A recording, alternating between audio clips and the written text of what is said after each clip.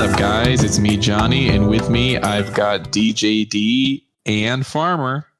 Howdy. Hey. And sitting back there in the booth, we've got our boy Craig. What's up, Craig? Two things to talk about really quick. One, we have a listener who has been listening along, and I appreciate he messaged me the other day and he said that he's happy Craig is back. This is actually for real. Got a message the other day being like, I'm happy for the return of Craig. And I was like, yeah, you know, like the opportunity didn't work out. So Craig, you know, it's not just us, you know, people like you, man. So we're glad you're back. And if you are a weekly listener, you probably noticed that last week we did not have a new episode. And a big portion of that is actually DJD's fault. It's David's fault. Oh, really? Okay. Yeah. Farmer and I were actually both here. We came for the podcast recording. Okay. And we were waiting for you, and you didn't come. And I was like, no, don't message him. Let's just wait a little bit longer. And D didn't come. And I don't know if it really reflects well for the people listening, but Farmer and I don't prepare at all for this podcast. Zero prep. You know, my excuse is that I edit the podcast, right? So, hey, tomorrow I'm going to put in a bunch of work and edit and put in the podcast. So I just do zero prep work, and I just fully expect that DJD is going to have a list of things. You guys have heard me say, what do you want to talk about, D? That's it. So Farmer and I were just talking about music stuff because Farmer was like, oh man, I just recorded this thing. And I was like, that's funny. I was just working on this. And then I was like, what if we just don't record anything because David's not here? Oh my gosh. I hate you guys so much. And so I said that, and Farm was like, yeah, okay. We could pretend like this never happened. Actually, we can pretend we didn't even meet here. And I was like, let's give David, I think we gave him like 3 minutes more. I was like, we'll wait 3 more minutes. And if he comes, we'll just have a podcast. And he didn't come. So then I was like, all right, I didn't see you here, Farm. And Farm was like, I didn't see you either. Bye. It's like, what are you talking about? I don't even know what you're talking about. And we just left. That's what happened last week. That's the great mystery of what happened. So this podcast does not happen without you. This kind of works because there's been an article going around, and I haven't read the full article, but all I've seen is the screenshot that people have been sharing. And let me read this real quick.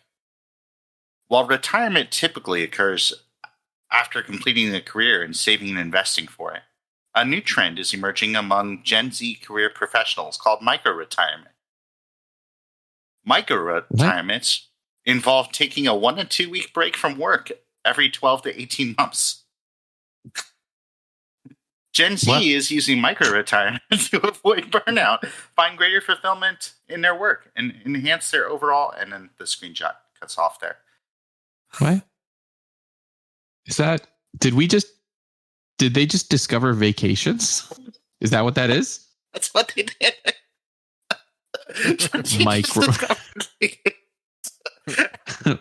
Micro-retirements. Good for them, you know. So apparently, you know, the podcast just has a micro-retirement every season. Okay. We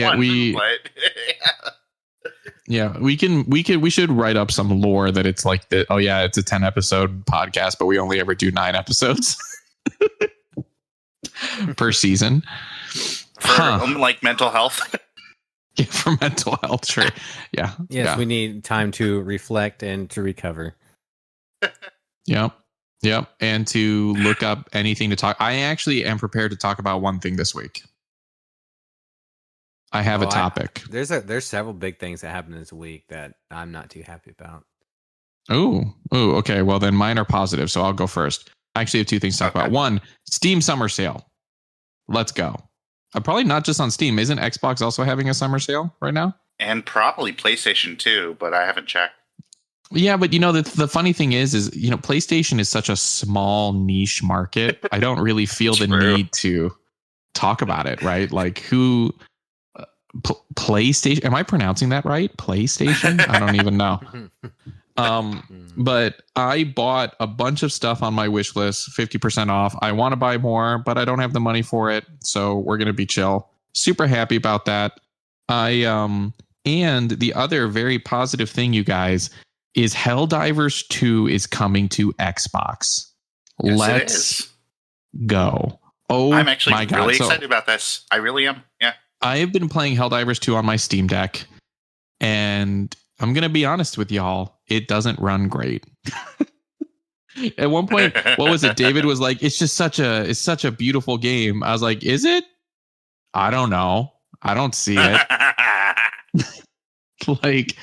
And it's just been, especially when it first came out, I feel like I could run it with way less issues. But, as the game just keeps going, it runs worse and worse, right? As they keep updating it and such.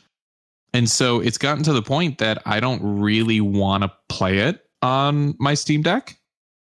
Which is fair. Yeah. I wonder if there's going to be cross progression.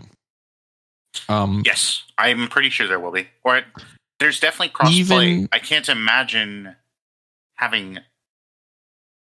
I would imagine that you sign into your PlayStation account on Xbox. That's what I would imagine, because that's what you do on Steam. But yeah. I would imagine. Even if there's not, I will happily get everything back. Like, really, right? Like, yeah, yep. Because at this point, I'm kind of at the spot that I'm just going to play multiplayer games on Xbox. You know what I've learned recently? Did we talk about this on the podcast? Rocks. I don't know. No, well, no, not that Xbox rocks partially, but so the Steam Deck, when you play games, you're in PC lobbies because it is a PC, right? So playing like Marvel Rivals, for example, dude, I get really wrecked in PC lobbies because, mouse and keyboard and people are just super sweaty. Sure. But if I play in console only lobbies, it feels more doable, and I experienced that in Apex as well, right? Like when you're playing with PC players versus just console players. And so I was playing some Marvel Rivals with my son and with Chiho. So they're both on Xboxes. So I can't switch to an Xbox. And there's no cross progression. So I'll lose all my skins and stuff. And I was playing with them and we were just getting stomped, bro. Like it was bad. And then I left and they switched to console only lobbies. And it was just like normal gaming, like possible to win, right? Versus like just being locked into our spawn area, like almost the whole game. And so I think I'm kind of done playing multiplayer games on my Steam Deck just because I'm not using a mouse and keyboard, right? Right. Well, not just that, but like, what's the point? If I'm going to set up a mouse and keyboard, then I have to be at my desk. That kind of defeats the purpose of like the portability of the device, right? So I don't currently have multiplayer games installed on my Steam Deck. And I will play that and other games like that on my Xbox when, the time comes. So to have Helldivers on the Xbox, is it actually going to look nice? I'm excited. I'm pretty pumped. It's gonna be good. It's gonna be fun. Well, and I'm a sucker. You for could my, have joined us elite. a long time ago, but that's true. That means you had to get a PlayStation. But just saying. I'm some of us have been playing on a for, console for a while, looking real good. Sure, but I can't wait to use my Elite 2 controller. I really can't. The Elite controller, I feel like Helldivers is the type of game that Xbox players are going to love. Right. Yeah. Like too, like just as a game type, like I'm so pumped. Not that PlayStation players don't, like to play shooting cooperative PvE games. But I just know there's not a lot of PlayStation players out there. So I know it's really great. Matchmaking is going to be a lot easier for people playing on PlayStation, all of that kind of stuff. It's a big win. It's a big win for everybody. But in that sense, it is a big win for everybody. This is what we want, right? Let the games just come out on where people want to play them. Let them play them. And let's just, move past all of that stuff. I'm super pumped about it. And this is the first PlayStation game, like the first actual PlayStation game to come to Xbox. So that's really, really monumental in terms of like what it could mean for the future. Could you believe that we're getting Helldivers 2 on Xbox before Final Fantasy VII Remake? Well, Final Fantasy VII Remake is coming this year too. We just, I wonder which comes first. I think it is Helldivers. I think so. Yeah, that's what I mean. Helldivers I think is coming up real soon. So yeah, Helldivers is coming up. I think this month, July or August. Final Fantasy VII Remake is coming out this winter. Right. Is it winter? I thought it was like late summer or early fall. Wow, that's kind of long. Q4. They're saying Q4. That's crazy. Helldivers 2 is coming out August 26th. I thought it was the end of July. It's the end of August. That'd be almost like 2 or 3 years from PlayStation release. That's kind of crazy. Ridiculous. Let's look. Yeah. I mean, we might see Spider-Man soon. Final Fantasy VII Remake is slotted to come winter. And I love that there's like this differentiation between Final Fantasy VII Remake and Final Fantasy VII Remake Intergrade. Yeah, okay, whatever. They're the same thing. They're both going to come out winter 2025. But they want to let you know because there's a different price. Probably. It's just like those funny naming things, just they have to do. I am excited. I am excited about it. Excited to play on Xbox, and yeah, that's it. That's my contribution to the podcast, guys. Helldivers 2 is coming out. Those are things to look forward to, and it's going to be a lot of fun. I've got something real negative that I'm just really super bummed about. Farmer's Helldivers 2 is coming to Xbox. This is the big negative thing he wants to talk about. Johnny's going to be able to see what it's like to actually play, and he might actually get better, and I don't like it. I can play Helldivers 2 as long as it's like below a certain difficulty. Once it, if we start to crank it, the game's just a slideshow for me. Like that's how it works. So one of the games last year in the Xbox Showcase, I know David and I talked about, we were really pumped, but it's been canceled within the last week. They said they canceled it, and the game is called Perfect Dark, and it looked really good. It got canceled. Really good. It got canceled, and it looked really good. I know they said some of it wasn't like actually, like some of it they like hyped up a little bit and made, but a lot of it was actually working, in game. And it looked really good. And David and I don't know, we went on and talked about this. Like, we were excited, like, we were pumped. And we talked about it for a while, just saying, what we're going to do when we played it, And that's a good feeling to have, except when you come a full circle a year later and then it gets canceled. And so, man, I'm super bummed. I'm so bummed. I was really looking forward to that game. I mean, honestly, I was just thinking about it like a week prior to it announcing, just thinking, man, I'm excited. I wonder how that's going. I hope it's going good because I haven't heard anything lately. And then boom, within the last week, they had all these. They shut down that studio, the Initiative. They had a few other things that they canceled, and yeah, I don't know what's going on, but man, that's super disappointing for me. Well, do you want to know what's going on? Well. Sure. Tell us, oh mighty one. I don't know who you're talking to with that title. That's definitely not me. But it just came. So I'm changing his title on the website right now. BJD, the mighty one. Almighty one. Because that's what they called me in that one game. Shoot, what was it? What? It's not enough to call him Mighty One. It's Almighty One. They call you by a title, and my title in Artful Escape was Almighty. So every single time that my name would come up, it would be like the Almighty DJD. It was really funny. Didn't even really know this, but this is awesome. This is like the new handle. Yeah, Almighty. It was kind of crazy. Also, that same studio is coming out with a game called Mixtape that like really digs into nostalgia of like 80s. Or 90s, I guess, more than 80s, but it seems really hype. Like, I'm really excited about that. Which studio you talking about? The same studio that did Artful Escape. I forget the name of it. Oh, gotcha. But so tell us about this. Tell us what's going on.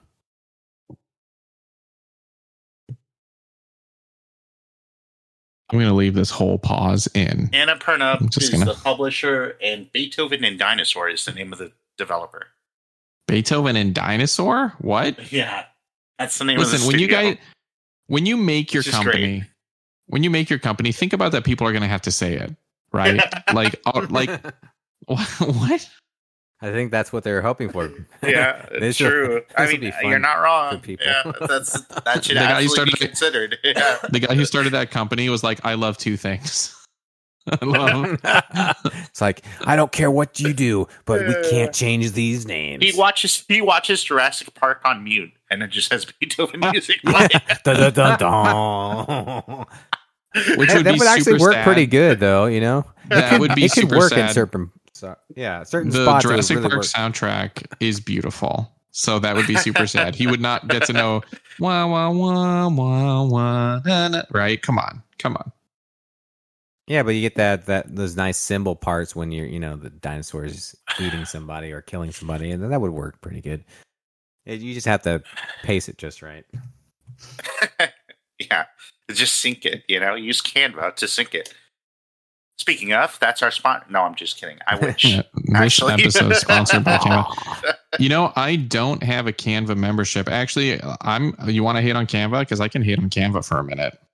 I mean, if you want to, but like, are we trying to hate on things? Used to have a Canva.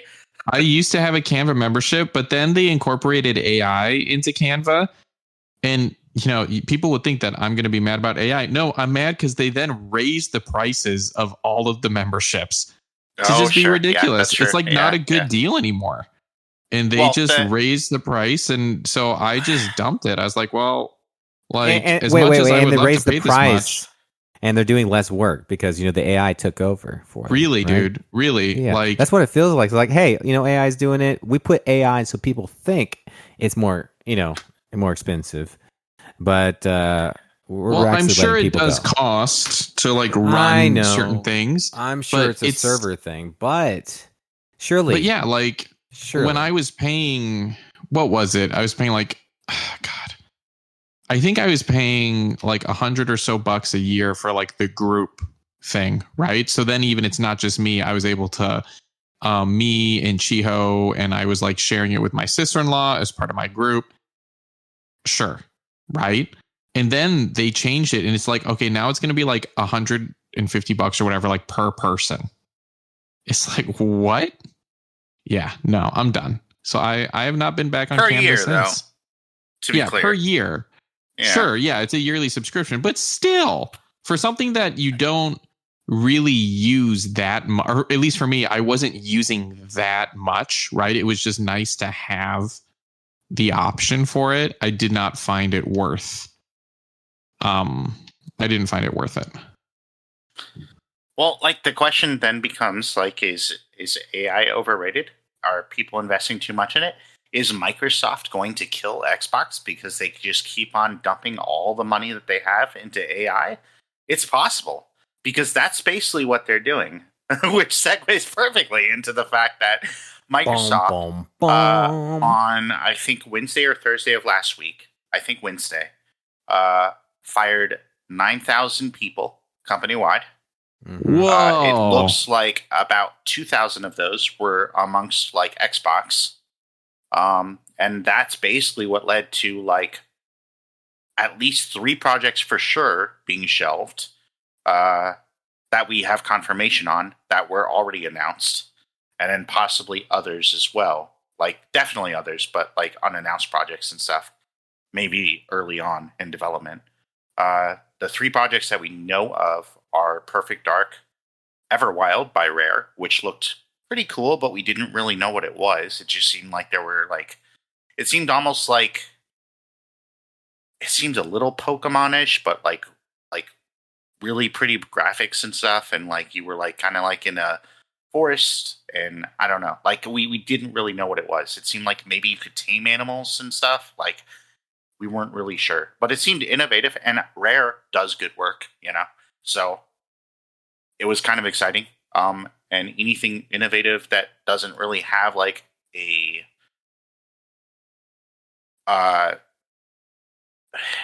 the word I'm trying to think of? anything that doesn't or anything. Anything that doesn't already have like an established like Mm-hmm. kind of Probably, like game like a it target, in like a target like release or something like that. in the market. I feel like I'm a huge fan of innovation, right? I'm a huge fan of uniqueness.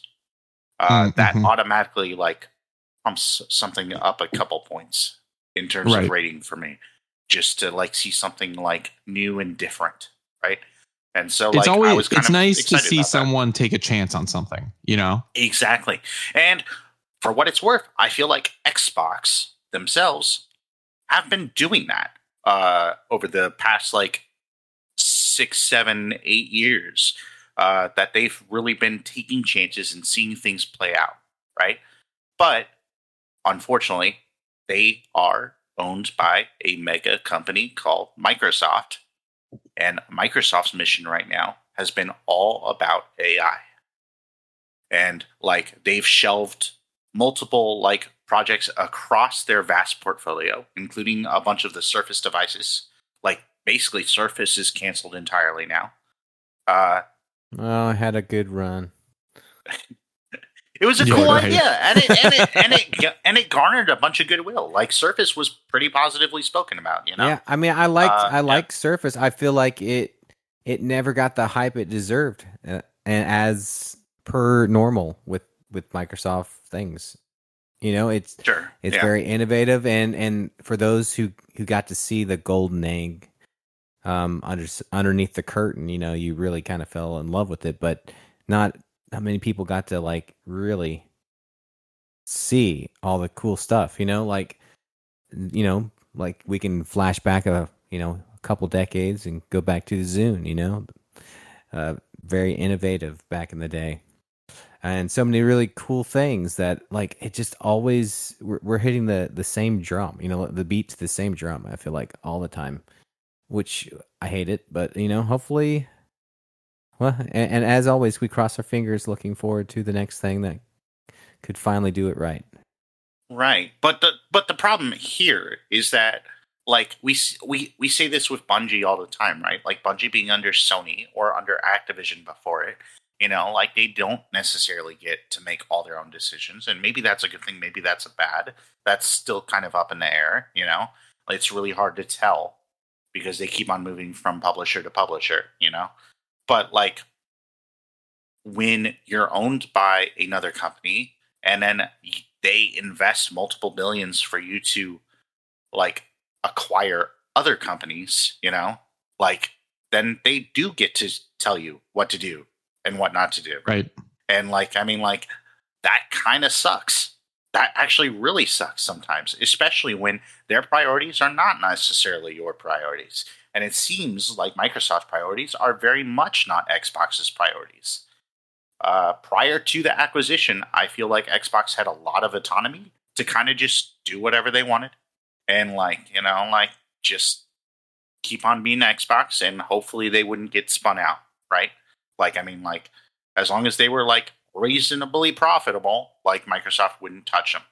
But now we're seeing a definite shift in terms of strategy, in terms of vision, in terms of actions, right? And like some of those actions, unfortunately, have been actually very negative in terms of like goodwill, in terms of like business, in terms of like making it seem like Xbox lied, you know, because of the sudden shifts in strategy and messaging. That's unfortunate and kind of unavoidable. Like, I don't necessarily know what like Phil Spencer could do better other than just stop talking entirely. And I don't know that I want that. Like, I like the fact that like Xbox engages with their community, but maybe they do need to shut up because like when Microsoft is like, you know, constantly changing what they can and can't do, like, I mean, it does make them out to look like liars, you know? And that's not what, you know, I mean, that's, yeah. Yeah, but the thing is, you know, he doesn't have a final say in a lot of these things. And so he might want to do this. And as a team, that's what they are achieving to do. And at that point, I believe 100% he believes that's what they're doing. But, well, you know, and like you get a call from above. Yeah, Yeah. like multiple statements he said, like recently, like over the past 6 months, have been like, when it comes down to it, we are owned by Microsoft and we are a business, and we do have to kind of cater to the needs of Microsoft when it comes down to it. Like he's been pretty like blunt about it when it comes down to it. Right, and he has a heart for gaming. He has a heart for the gaming community, but at the same time, and this is what it comes down to, and I get it. I mean, he's running a business just like anything else, and if Now- things aren't working out, you have to make hard business decisions. It does make me now that like Microsoft's hand has become like very, very evident over the behavior of the past like year or so. It does make me kind of question like how much Xbox was actually involved in this is an Xbox strategy shift, because it didn't seem like they were pushing that, and then all of a sudden they were. And Right. on the one hand, I don't think that's a bad strategy. I think it's aggressive, which kind of concerns me, but I personally, I kind of dig it because the industry is shifting, and the one way that you get to make sure that you're on the leading edge of the industry is if you lead it, so if you take the risk and like actually push it in a certain direction, then you get to make sure that you're on the edge. Now that could backfire, obviously, but like I kind of like the idea of games being everywhere anyway. So I'm kind of about like putting games on PlayStation and everything. Like I'm kind of like all for that, especially if PlayStation is going to play ball too, which it seems like exactly. they might be coming. It seems around like to, that's the way they're going to, and Right. even if Yeah. it takes a year, at least it gets there. Right. I'm okay with Yeah. that. And if everybody's Yeah. making more money across the board and we're happy overall as gamers and you get to play where you want, who really cares at the end of the day? Sure. Yeah. But then you also have decisions like, okay, Microsoft needs more cash to sink into AI. And this is conjecture. This isn't like confirmed or anything. But when it comes You down heard it to here it, first. You heard it here first, everybody. the CFO and the CEO of Microsoft seem very AI centric. They seem to be very much heavily invested in pushing Microsoft to be at the center of the AI conversation, especially when it comes to LLMs. It does seem like Microsoft's relationship with OpenAI is becoming more frayed. It also seems like Microsoft is a little concerned that they might lose out on this race for this emerging technology. Who knows what it will be able to like fully do when it settles out, But Yeah, and obviously, as the Microsoft being you could say one of the tech kings. I mean, they've been on the front Right. edge of a lot of this stuff for so long. They don't want to lose out on this prime, executive, I guess. This is kind of an executive order. We have to do this. Who cares about the rest? And I kind of get it because they've been leading for so long, like as far as like the business side and the office world for so long that they can't afford to lose out on this. So I mean, I kind of get it from a business perspective. I mean, but it doesn't mean I like the other things that fall off, along the way. It kind of sucks. Well, and I'm never a fan of like cash influx through like incredibly like destructive moves, like firing thousands of people or closing down studios or like canceling things that have already been announced, because like that obviously loses you customers, it loses you goodwill, and it's just bad optics when it comes down to it. I mean, It and they might did this free whole up some move with cash, Blizzard and but- Activision, for a reason. They had a goal. But I feel like right there along with what you're saying is like, yeah, okay, they're starting to cut down some of those things that they've said they were going to try to do because they're trying to achieve something else. And this is kind of typical with some of the maybe less priorities that they want to just, okay, now we're not going to go so hard on this, and then we're just going to cut it all out, which I don't like that either. I mean, especially when you've said, okay, we're going to do this, and they've already put so much effort. They're actually kind of cutting their own legs out from under them at this point because they've done so much extra work to get some of this, to actually to get it where to go. Like, how much work did they do to even get this deal to go through? You have to think about all of that. So you just can't cut ties when maybe things are getting rough. And I feel like that's kind of the go-to for Microsoft a lot of times. Yeah. It's like when it gets tough, in general, they just cut. Corporations in general, that's what they do, right? Like, it's an easy moneymaker is to just stop paying like thousands of people, right? And that's unfortunate and actually probably like unethical, At least wrong. yeah. I mean, like, when it comes down to it, like, that shouldn't be allowed. But when these things could pan out, they get cold feet and they cut out. I'm not saying that some of this isn't good moves, because as a business side of things, there are some things you have to make hard decisions. But when you're already they're already this far in, you've got to think about that too. Like, okay, right, we made this promise. We do have to. Sometimes you need to commit all the way. Right. Well, and I mean, for Perfect Dark, for instance, a franchise that everybody was super excited to see come back, right? Like, millions of people were like very, very hyped for that. Yeah, it's been on a hiatus for how long? Coming from the initiative, which is like industry veterans or whatever, partnering with Crystal Dynamics, one of the better studios, and it being a very ambitious project, but then delivering such a phenomenal vertical slice trailer, like that one basically Game of Show, last year? It hurts me still talking about it. Yeah. I was just excited. I'm still this excited. is like a project that should not have been canceled unless there was a lot wrong with it behind the scenes. And we don't know that there wasn't a lot wrong with it, but I find it kind of hard to believe that it deserved canceling, right? Yeah, me too. Or especially Turn 10 after Studios has basically been essentially almost shut down, right? Turn 10 Studios makes Forza Motorsport, right? And good, because who needs another driving game? Let's take a minute here. Now, nobody's asking for this. Nobody likes it. Driving games are terrible. That's the most.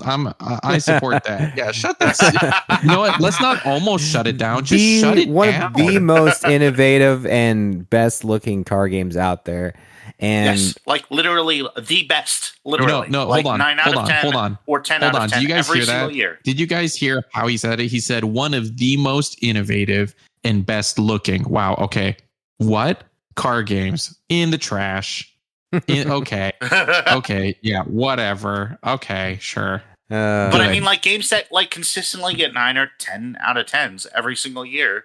Probably when only two people play those trash, games, okay? It makes sense that they get high ratings. Oh man, we love it. Yeah, okay. And then, the cars are to spec. You can go, Johnny. I don't know if you know about this, but you can go in and to the spec. Just change all of your vehicles and everything. I mean, people. I think I'm pretty sure that they've even gone back and forth. Some of the mechanics, using these things, as almost like simulators for them.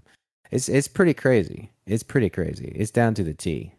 If you were Johnny, you can only play driving games for the rest of your life, I would just never play video games again. That's where I'm at. If they're you can play as much, but you can only play driving games. Yeah, I just would just be that video games and I had a good run, but we're not going to keep going. Sad. It is too bad. But yeah, I mean, I kind of Everwild was canceled too, right? And that looked really cool and was made by Rare, which has a really good pedigree. Then there was a game being made by Romero Games, which apparently was almost done, and literally 2 days before the firings, Xbox representatives went to the studio and I read about that. Everything looks great, Everything looks great, they didn't say a thing to them, and they just left the studio. Didn't know though, Right? I know, but still, it's it's crazy that how Like, I guess they were just keeping that close to the vest, the uppers, the high ups. Well, yeah, like if But Microsoft that's is making these decisions, like I mean, like that is just too bad because, you think you're in, I mean, from a business perspective of that studio, you go in, you're hitting all your marks, you're going in for kind of like an interview for your job every single time you do this, right? And everything's going good. You think, man, we hit that nail on the head and we're doing good. We're hitting all our project marks and we're going to be ready for launch. And then bam. I mean, that job security, man, is not what it used to be. kind of almost like Anthem 2.0 all over again. Are we going to talk about, DJD texted me yesterday and he said the funniest thing. He texted me and he said, he was like, nobody is playing Anthem Grandmaster right now. On Xbox. Not, but like, isn't that interesting? Isn't that interesting to actually think about of like on the internet, there's billions of people on the planet and lots of people online, and the idea that you could be the only one playing on the Xbox, right? It's awesome. Isn't that great? Is super fascinating, isn't it? It's pretty. You're the only one. I heard something pretty sad that when Hayden was here, we were reading some stuff about Anthem and that the servers are going offline. Yep. What? Next year, January next year. Yep. So then you just won't be able to play the game, just period. Yep. Yep. Because it's an online game. Yep.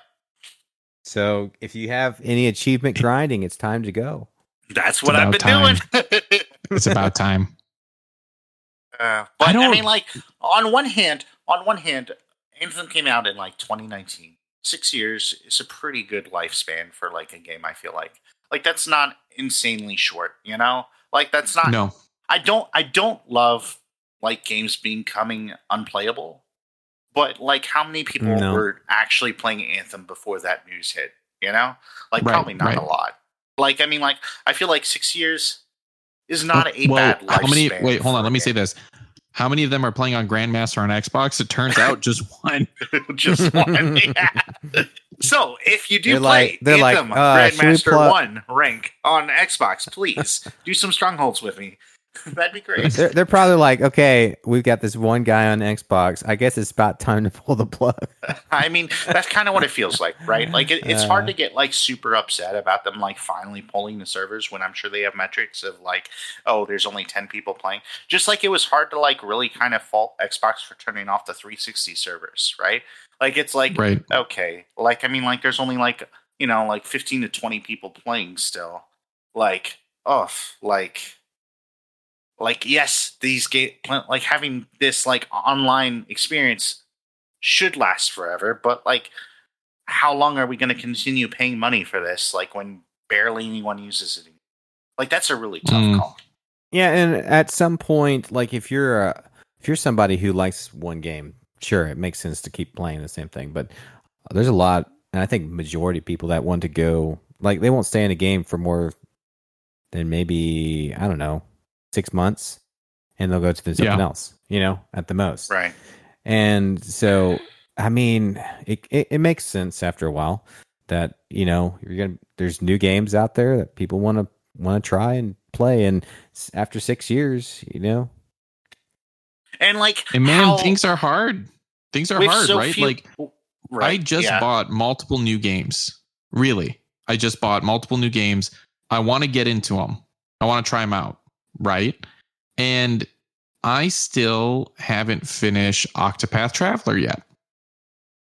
Right. Sure. Yeah. I finished the 4th story for my main guy, but I need to do everyone in my party. And there's 8 people. I haven't even done the other stories for the other half. Like, so I'm not even close to finishing. And it's like, man, I want to start playing Final Fantasy 12, which is one of the games I bought. I want to play some Final Fantasy 15. And it's like, oh, I should probably finish Octopath first. And I'm getting into that hard space of like, I don't want to do it.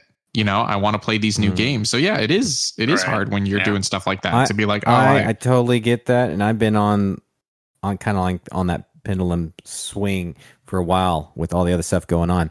But I am proud to say that I'm back to playing Indiana Jones and I'm having a blast. So there is hope. there is hope along the way to get through your games. Just Well, get keep through up your hope. games, and one of the things I have told some people is it's like, I play the games that you want to play. So right now, sure, I played some Octopath. It was really cool. Was finishing up a story for another person, but you know what? I want to take some time and play some other games, and hopefully I'll come back to it. But like, if you don't do it, if you're not playing the games you want to play, then you just find yourself doing other stuff, right? If once you make it a job and you're like, oh man, I need to do this, it gets pretty hard to follow through, and you just find yourself wanting to do other stuff. Yep. Yeah, you gotta find that happy balance. But also, right there with you. I mean, if you're if you're having fun playing multiplayer games all the time, that's okay. There's nothing wrong with that. But you just got to know that you're not going to get to those single player games, and that's where I've fallen in for so long. But I've kind of stepped back a little bit from some of that, and even with like streaming, like that can even be like a motivator to like, oh, I need to be in this game, or make sure I get through the whole thing on the stream. And we've talked about that before, but it's just like it takes a different mindset, And you're not just like when you're just doing what you want to do when you want to do it. That's relaxing. Time flies. And time flies, and you're having a good time. And there's not enough to be said about that, Just enjoy the moment. Explore that. I mean, that's what I've been doing when I've had a little time to play Indiana Jones this last couple week, which has been phenomenal. And I just, I get out there and I, when I have a spare moment, I do what I want to do. I go and search and go in places that you probably shouldn't go. Just like explore everywhere because I'm invested. And when you're in a game that you're invested, you don't care to spend a little extra time just like enjoying what the developers did, because wow, there's so many different inner working parts. And the older I get, the more I'm thinking, wow, this must have taken a while to do this part, just this one part in the engine to make it look this fascinating and actually, really bringing you into the universe and kind of take your breath away. Like you're almost transported there. And, and those kind of gives me chills, all of this stuff that they thought of, like you're like, oh, look, I found this little thing. Surely no one was thinking about this. And it's like, nope, they did think about it. It's super cool. Yeah. And they did that just for me. But no, it's really cool. It's really cool. One of the interesting things I want to touch on before we wrap up is, so I've talked about it a lot over the podcast that I've been rewatching like the Netflix Marvel shows. I've been watching recently. I've been watching Iron Fist, which a lot of people universally did not like. I love this show. It's great. Like I can understand why people don't like it, especially with how different it is from the other shows, but I'm really enjoying it. And one of the things I am enjoying is that like, Farmer, you've brought up quite a few times of like, in business, you got to make hard decisions because it is a business and stuff like that, is how outspoken Danny Rand is about what his business is doing and that it's like not good or that it needs to stop. Right. Like in one of the first episodes, when he gets the business back, he forces them to sell this life-saving drug at cost instead of for a profit. And they get really mad about it. And then in another episode recently, there is a plant on Staten Island, and like 15 people who live around the plant have developed cancer. And like the company is like, oh no, we were cleared by the government. We don't know what's causing that cancer. We're not going to take responsibility. It's not our fault. And he's just like, we need to shut down the plant until we can like be 100% for sure and all that kind of stuff. And it's just really, I don't know. Maybe it's because as an adult, I really like to see that kind of stuff. And it's interesting, like going back and thinking about like, oh, for the business or for this, or this is bad for the business. Like Dee brought up, he doesn't like an influx of cash, but the reason you get it is because you lay off thousands of employees, right? Like we can all agree, like, okay, well, the business needs a bunch of cash. Where are we going to get it? Well, that's not a good way to get it. Right. Like that's Yeah. it. Yeah. Like that's not right.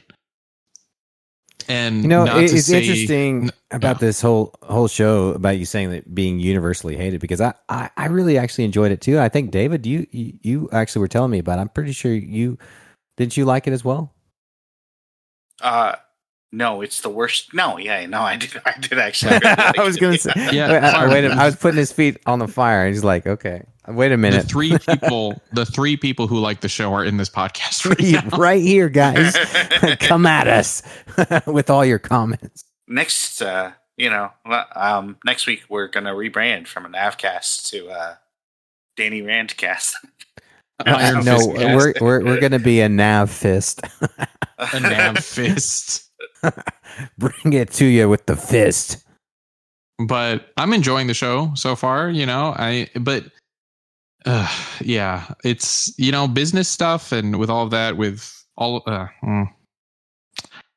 I think that probably out of all of that we talked about, the only good thing is hearing that car driving game studio is basically shut down. Oh my goodness sakes. Yeah, To be honest with you, that's probably the best thing about that whole conversation. I kind of want to rewatch Iron Fist now at this point. Now that you're kind of bringing it back up, because it's been years since I've seen it. And here's another thing: the it. actor who plays Faramir from Lord of the Rings is one of the main characters of the Iron Fist show. Yep, and I also like that about it's it great. as well. So good stuff. Does a great job. Oh, also Superman comes out soon. I'm hyped. Superman comes out on what, the 11th? I think so. Yeah. Yeah, because if you're playing Fortnite, you can that skin unlocks on the 11th as well. You can become Superman and be Superman in Fortnite. I already have a Superman skin. They brought it back again, but it's not. This is a new one. For the new actor. Are we gonna talk? Okay. Let me get. I'm a little annoyed with Fortnite now. Okay, so when many years ago at this point, they had a event, and in that event, you unlocked the Darth Maul skin, right? And I was grinding like crazy, not just to get his skin, but to get his glider and to get his, the melee weapon. I forget what they're called, like the pickaxe. Oh, yeah. And then later, you can just buy that now. During May the 4th, you can just buy it. Okay, whatever. Yeah, money. I'm a little annoyed. It's either we want your time, we want to drain it out of you when we first release it, or we'll just take your money. And then I guess the bending is back. There's a certain mode that the bending is back in Fortnite. And Johnny was showing me, and in the store, they have all the avatar characters, right? I don't know if you remember, this was the last season of Fortnite I played. You had to grind like crazy to get the Appa glider, where it's like the surfer glider. And they were now releasing half off every week, all that good stuff. Yeah, they were releasing every week, and then you had to do certain things with each of the bending abilities. So then you don't even have to just drop in the game, but you got to drop in where the bending stuff is, and it's you got to do this with fire bending, you got to do this, right, to unlock, and you have to get all this stuff to unlock the Appa glider, and now you can just buy it. Are you serious? Yeah, because the people who missed out, they still got money. But you know what you can't buy? I can't just buy the full Mandalorian Beskar set. I still have to look like a loser just with 2 silver shoulder pieces and all of his old armor. I can't buy that. But all of the stuff I did actually work for, I can't buy an original Peely skin. But all the stuff I did work for and worked hard to unlock, oh yeah, you can just buy it. I can't just buy a Vin or Kelsier skin. Yeah. But it all comes back eventually. Who knows? I'm kind of annoyed by that, actually. Not that I've been playing Fortnite, and again, I don't really have skin in that game anymore. I don't want to go back just because my wallet can't manage it. But are you sound serious? Like Jack Shepard in Lost. What you got to do? You just got to keep up with the. You spend it one time. You spend those 1,000 coins, and then you just grind out the season. And you play enough just to get through the season, and you get all that money back, and so you never have to spend again. And then all that stuff you ground out for that season, 2 years later, you can just buy it with real money if you didn't grind out the season. Yep, that's true. D, that's to how wrap they get up you here, hooked, though, I just told somebody about how I own all of Lost and I refuse to watch it because I have a friend who keeps pressuring me, and how my friend even paid for a cameo of some actor from Lost to try to convince me. And the dude went on and on for a while about Lost. And the whole time I was like, do I know who this guy is? I don't even know who this actor is. And I was like, it's like a part of my personality now that I haven't watched Lost. Like, anyway, I guess that's it for this week, you guys. Make sure to like and subscribe and do all that stuff. Share the podcast with someone you know, and watch Lost. Yes. But we know Bye. you won't. Yeah, but we know you won't. Bye.